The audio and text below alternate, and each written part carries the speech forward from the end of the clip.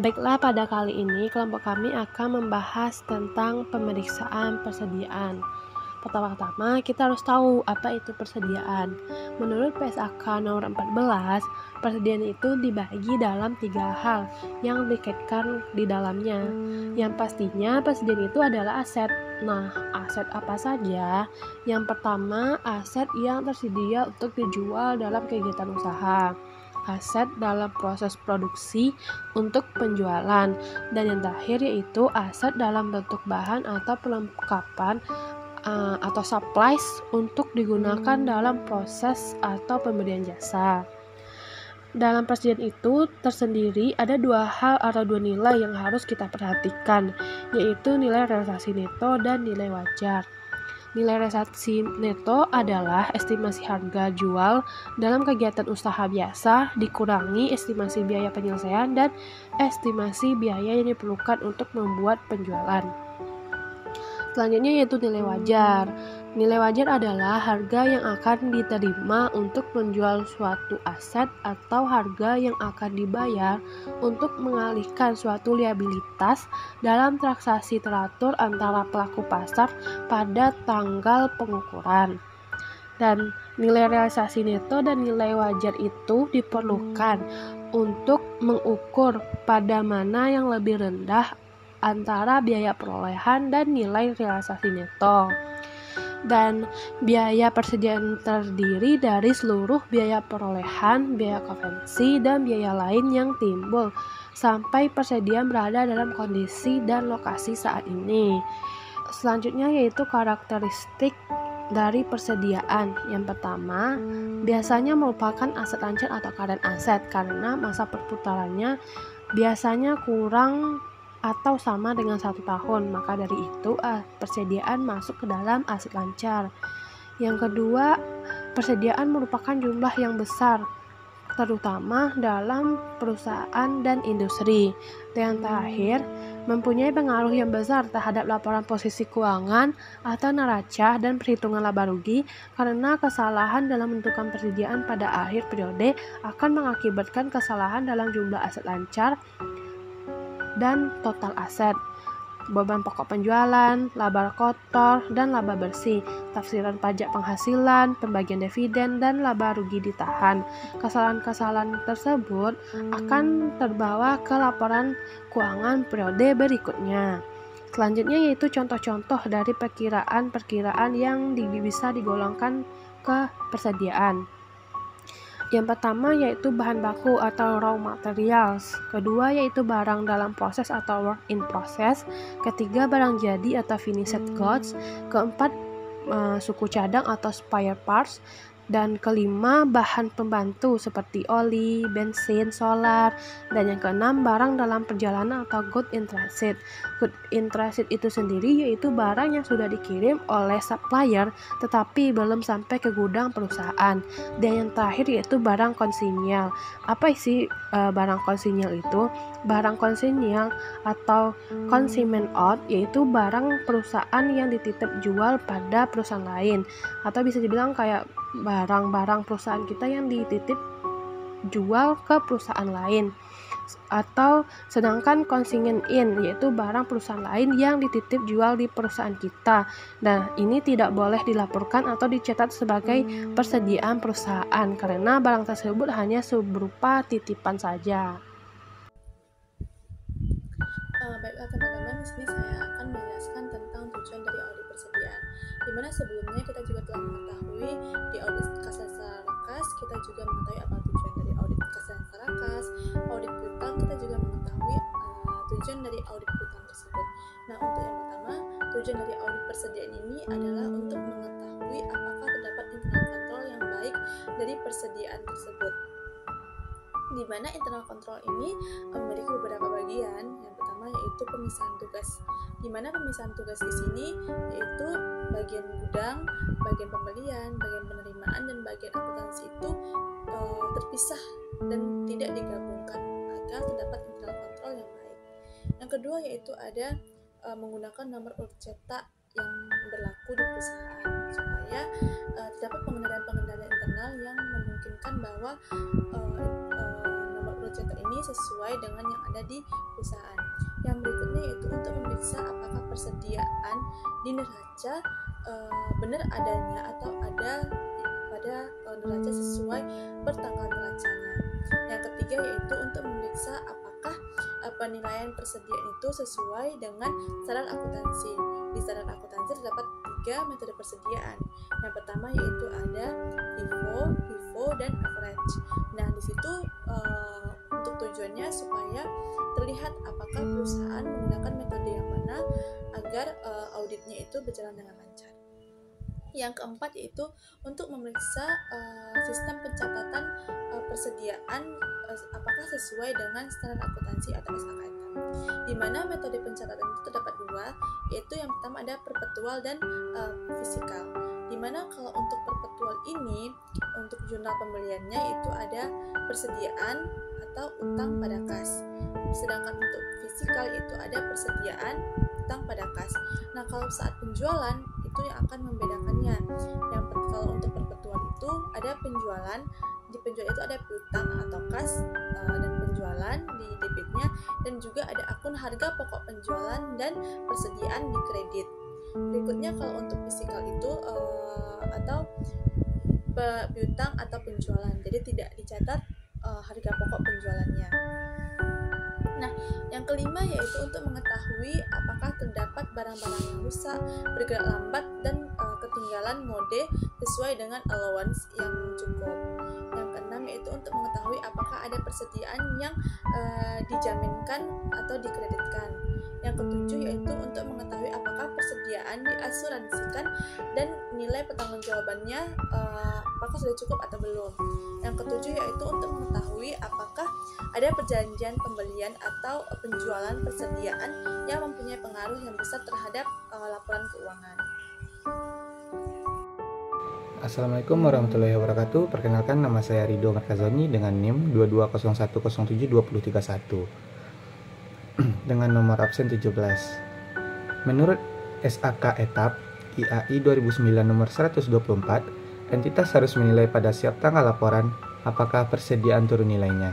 Entitas harus membuat penilaian dengan membandingkan jumlah tercatat setiap penilaian dengan membandingkan jumlah tercatat setiap jenis persediaan atau kelompok persediaan yang sama dengan harga jual dikurangi biaya untuk menyelesaikan dan menjual. Jika suatu jenis persediaan atau kelompok jenis persediaan turun nilainya, maka entitas harus mengakui kerugian dalam laporan laba rugi atas perbedaan antara jumlah tercatat dan harga jual dikurangi biaya untuk menyelesaikan dan menjual. Jika tidak praktis, untuk menentukan harga jual dikurangi biaya untuk menyelesaikan dan menjual setiap jenis persediaan, maka entitas diperkenankan mengelompokkan jenis persediaan dalam lini produk yang sama, tujuan dan pemakaiannya, serta produksi yang dipasarkan dalam area geografis yang sama untuk tujuan menguji penurunan nilai. Prosedur pemeriksaan atau yang disarankan atas persediaan dibagi atas prosedur compliance test, analytical, review, dan substantive test. Dalam praktiknya, prosedur pemeriksaan yang dibahas di sini harus disesuaikan dengan kondisi perusahaan yang diaudit. Prosedur pemeriksaan persediaan mencakup pembelian, penyimpanan, pemakaian, dan penjualan persediaan karena berkaitan dengan siklus pembelian, utang, dan pengeluaran kas serta siklus penjualan, piutang, dan penerimaan kas. Prosedur pemeriksaan untuk compliance test, pelajari dan evaluasi internal kontrol atas persediaan. Dalam hal ini, auditor biasanya menggunakan internal control questionnaires yang contohnya bisa dilihat di Exhibit 12-1. Lakukan transaksi atau compliance test atas pembelian dengan menggunakan purchase order sebagai sampel. Untuk tes transaksi atas pemakaian persediaan atau bahan baku bisa digunakan material requisition sebagai sampel. Untuk tes transaksi atas penjualan bisa digunakan faktur penjualan sebagai sampel. Selanjutnya, tarik kesimpulan mengenai internal control atas persediaan. Jika tes transaksi auditor tidak menemukan kesalahan yang berarti, maka auditor bisa menyimpulkan bahwa internal control atas persediaan berjalan efektif. Karena itu, substantif tes atas persediaan bisa dipersempit. Bismillahirrahmanirrahim. Halo, saya Rahma Yusri. Kali ini saya akan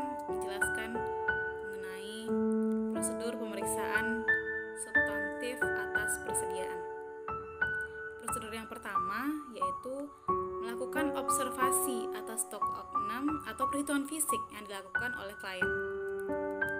Stock opnam ini dilakukan terutama untuk persediaan yang berada di gudang perusahaan.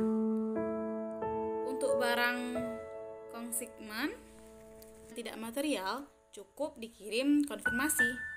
Stock opnam ini bisa dilakukan pada akhir tahun atau beberapa waktu sebelum sesudah akhir tahun. Untuk perusahaan yang internal kontrolnya lemah, stock opnam ini sebaiknya dilakukan pada tanggal neraca. Untuk perusahaan yang internal kontrolnya baik, stock opnam ini bisa dilakukan beberapa waktu sebelum atau sesudah tanggal neraca. Namun demikian, sebaiknya tidak perlu terlalu jauh dari tanggal neraca untuk memudahkan auditor pada waktu melakukan trace backward atau trace forward, rekonsiliasi saldo persediaan di tanggal stock opnam dengan pertanggal neraca. Ada beberapa hal yang harus dilakukan auditor sebelum melaksanakan stock opnam. Yang pertama yaitu dapatkan dan pelajari petunjuk pelaksanaan stock opnam atau Fiscal Inventory Instruction yang dibuat oleh perusahaan, di mana biasanya telah mencangkup peraturan, tugas stock opnam, tanggal pelaksanaan, lokasi, pembatasan minimal mungkin keluar masuknya barang pada waktu pelaksanaan stock opnam, prosedur cut off yang mencatat nomor dan tanggal terakhir dari receiving report dan using report atau shipping report. Penggunaan Big Tag untuk mencatat hasil perhitungan yang sebelumnya ditempelkan di setiap jenis barang. Big Tag ini mencantumkan nama dan jenis barang, nomor kode barang, satuan dan juga jumlah unit. Diberi nomor urut bercetak. Tim pertama akan menghitung barang, misalnya H2SO4, lalu mencantumkan hasil perhitungannya di bagian 3 yang membubuhi paraf dan tanda tangan, lalu merobek bagian untuk diserahkan ke petugas yang akan mencatat dalam final inventory list di kolom first count atau hitungan pertama. Tim kedua akan melakukan hal yang sama, mengisi bagian 2 dan menyerahkan ke petugas final inventory. Dengan demikian, setiap barang akan dihitung 2 kali oleh tim yang berbeda. Selanjutnya, lakukan peninjauan gudang sebelum stok opnam dilakukan untuk mendapat gambaran mengenai lokasi gudang dan apakah barang-barang di gudang telah disusun rapi menurut jenis dan kelompoknya. Jika ditentukan barang-barang masih tercampur antara jenis yang satu dengan jenis yang lainnya, auditor ini bisa meminta klien untuk merapikan penyusunan barang-barang dan kemungkinan menunda pelaksanaan stok opnam agar bisa diperoleh hasil perhitungan yang akurat. Yang ketiga yaitu silakan tim audit yang ditugaskan untuk melakukan observasi atas pelaksanaan stok opnam ini yang dilakukan klien beserta perlengkapan yang dibutuhkan. Misalnya lokasi gudang persediaan terletak di tengah hutan atau perusahaan kayu. Menyiapkan obat anti malaria atau pilkina, membawa sepatu karet dan lain-lain. Beberapa hal yang harus diperhatikan waktu pelaksanaan atau observasi atas stok opnam ini, diantaranya yaitu di hari pertama harus diberikan penjelasan atau briefing kepada para pelaksana stok opnam mengenai cara-cara stok opnam, dipimpin oleh penanggung jawab stok opnam dan dihadiri oleh tim auditor. Selanjutnya, pada saat stok opnam dilakukan, klien harus menghitung 100%, sedangkan auditor mengamati apakah perhitungan sudah dilakukan sesuai dengan Fiscal Inventory Instruction agar hasilnya betul-betul akurat. Pada saat mengamati, secara tes basis, auditor ikut menghitung sama-sama klien dan harus diingat bahwa petugas klien harus paling tahu jenis barang dan cara menghitungnya. Sedangkan auditor bukanlah ahli mengenai jenis barang tersebut dan harus banyak belajar dari klien. Jadi teman-teman, untuk perhitungan atau stock of name ini menyesuaikan bentuk bagaimana bahan dari barang tersebut, misalnya kayak minyak atau kayu. Dua hal itu kan berbeda. Nah, berbeda juga cara menghitungnya. Selesai pelaksanaan stock of name ini, auditor harus membuat laporan atau memo mengenai pelaksanaan stock of name dan hasil observasi auditor. Memo tersebut harus mencakup kesimpulan auditor apakah stock of name sudah dilakukan sesuai dengan physical inventory instruction, hasilnya akurat dan bisa dipercaya. Prosedur yang kedua yaitu meminta hasil stock of name atau final inventory list, inventory completion. Yang salah satunya adalah kayak gini, nanti aku tunjukin fotonya. Harus diperhatikan jangan terjadi kesalahan tulis dalam satuan. Misalnya, 1 pak berisi 5 kilo. Waktu penghitungan ada 500 kilo tetapi ditulis 500 pak. Sehingga jumlah rupiahnya atau value-nya itu juga salah.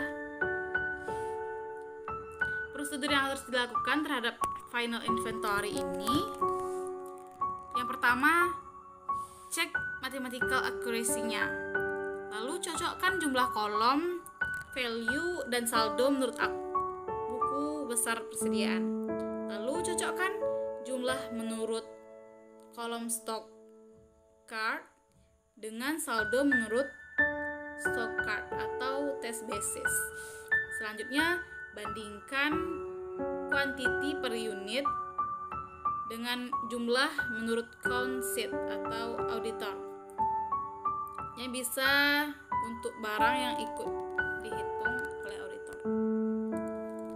Prosedur yang ketiga yaitu kirimkan konfirmasi untuk persediaan konsignen atau persediaan perusahaan yang dititip jual ke perusahaan lain.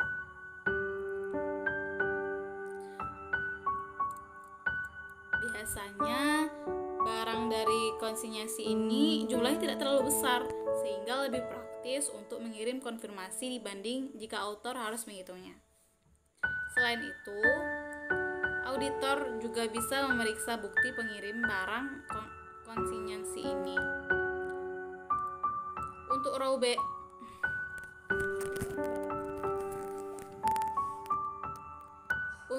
raw material dan supplies, periksa faktur pembelian atau supplier invoice yang terakhir dan perhatikan apakah perusahaan menggunakan FIFO atau average cost. Untuk barang import harus diperiksa bukti-bukti pembelian import.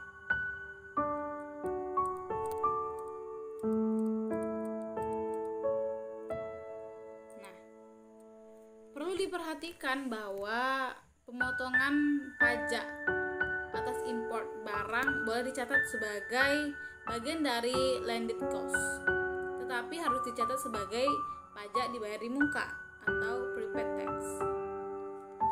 Untuk work in process, pelajari cost accounting proseduralnya yang digunakan perusahaan untuk mengetahui besar direct material, direct labor, factory overhead yang sudah dibebankan termasuk presentasi selesainya.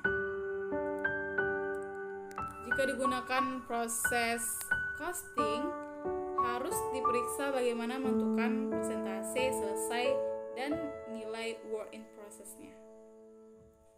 Untuk finish good, pelajari cost accounting prosedur seperti di atas dan periksa apakah perusahaan menggunakan standar costing sehingga harus diperiksa perhitungan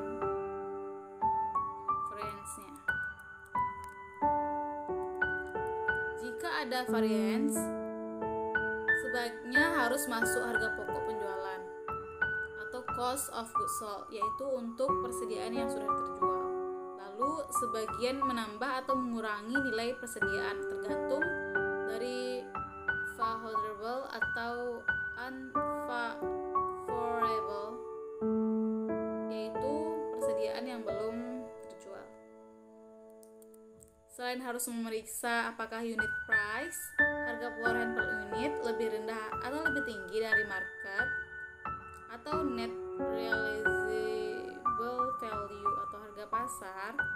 Hal tersebut dengan metode lower of cost or market, yang mana lebih rendah antara harga perolehan dari harga market. Prosedur audit yang kelima yaitu lakukan rekonsiliasi antara saldo menurut stock opname dan juga saldo per tanggal neraca. Jika stock opname dilakukan beberapa waktu sebelum atau sesudah tanggal neraca, contoh rekonsiliasi bisa dilihat dan dipelajari prosedur audit 1. Sedangkan untuk prosedur audit yang keenam yaitu periksa cukup tidaknya allowance untuk barang-barang yang bergerak lambat, rusak, dan ketinggalan mode. Cukup dalam arti tidak terlalu besar dapat menyebabkan laba terlalu kecil, dan tidak terlalu kecil dapat menyebabkan laba terlalu besar. Untuk itu, auditor harus memeriksa bagaimana kebijakan dan cara perusahaan menentukan allowance, apakah konsisten atau tidak dengan periode sebelumnya. Salah satu cara yang digunakan oleh perusahaan untuk barang yang tidak dipakai atau tidak terjual, misal dalam 3 bulan dibutuhkan allowance 10%, dalam 6 bulan dibuatkan allowance-nya 30%, dalam 9 bulan dibuatkan allowance-nya 50%, begitu juga seterusnya. Baik, saya akan melanjutkan materi dari prosedur pemeriksaan substantif atas persediaan. Yang ketujuh yaitu periksa kejadian sesudah tanggal neraca atau subsequent event. Tujuannya ini untuk mengetahui apakah ada penjualan fiktif yang dicatat untuk memperbesar jumlah laporan penjualan atau salah satu bentuk dari window dressing. Dan kemudian di awal periode berikutnya dibuat jurnal balik. Selanjutnya yang ke-8, periksa cut-off penjualan dan cut-off pembelian. Tujuannya ini meyakinkan jangan sampai ada pergeseran waktu dalam pencatatan penjualan dan pembelian. Jadi jangan sampai ada penjualan tahun 2010 yang dicatat sebagai penjualan 2011. Begitupun juga sebaliknya. Begitupun dengan pembelian. Jangan ada sampai tahun 2010 itu dicatat sebagai pembelian 2011. Untuk itu harus dicatat atau lebih baik minta kopinya gitu, tanggal dan nomor terakhir dari faktur penjualan, delivery order, faktur pembelian, dan receiving report. Lalu perhatikan juga syarat pengiriman barang, apakah FOB shipping point atau destination point. Selanjutnya yang ke-9 yaitu periksa jawaban konfirmasi dari bank, perjanjian kredit atau loan agreement atau notulen rapat. Tujuannya ini untuk mengetahui apakah ada persediaan yang dijadikan sebagai barang jaminan atas kredit yang diperoleh perusahaan dari pihak ketiga. Jika ada, tentunya akan disebutkan dalam jawaban konfirmasi bank. Perjanjian kredit ini dan notulen rapat, jika ada persediaan yang dijaminkan, maka hal tersebut harus dijelaskan dalam catatan atas laporan keuangan atau notes to financial statement. Yang selanjutnya prosedur ke-10 yaitu periksa apakah ada sales atau purchase commitment per tanggal neraca. Kalau ada purchase atau sales commitment yang tersebut yang menimbulkan kerugian material bagi perusahaan dalam periode berikutnya, hal tersebut ini harus dijelaskan dalam catatan atas laporan keuangan. Untuk itu, auditor harus memeriksa kontrak penjualan dan pembelian yang realisasinya akan dilakukan di periode berikutnya dan memeriksa apakah ada penurunan harga beli atau harga jual di pasar market value di periode berikutnya. Selanjutnya prosedur yang ke-11. Yang prosedur ke-11 itu seandainya ada barang dalam perjalanan atau goods in transit, yaitu lakukan prosedur, ada 3 prosedur.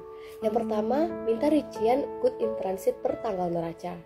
Yang kedua, periksa mathematical akurasi. Yang ketiga, periksa subsequent clearance. Selanjutnya, Prosedur yang ke-12. Buat kesimpulan dari hasil pemeriksaan persediaan dan buat usulan adjustment jika diperlukan. Auditor harus menyimpulkan atau biasanya ditulis di top schedule, apakah berdasarkan prosedur pemeriksaan yang telah dilakukannya, persediaan disajikan secara wajar atau tidak. Yang terakhir, periksa apakah penyajian persediaan di laporan keuangan sudah sesuai dengan standar akuntansi yang berlaku umum di Indonesia atau SAK ETAP atau IFRS.